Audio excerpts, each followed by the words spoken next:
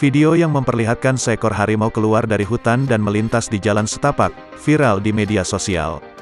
Dalam video yang diunggah terlihat sejumlah warga yang malah nekat mendekati harimau untuk mengabadikan foto dan video. Dari keterangannya, lokasi peristiwa itu di permukiman warga di Desa Simpang, Kecamatan Trumon Timur, Kabupaten Aceh Selatan, Aceh. Video tersebut direkam oleh kamera salah seorang warga yang juga mengabadikan momen tersebut. Pada keterangan dituliskan harimau tersebut berjenis harimau Sumatera.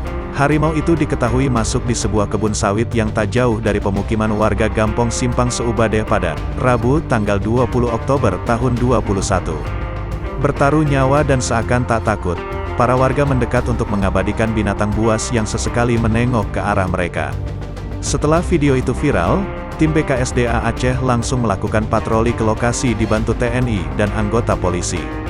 Hal ini dikonfirmasi Kepala BKSDA Aceh, Agus Arianto, saat dimintai keterangan pada Jumat, tanggal 22 Oktober tahun 2021.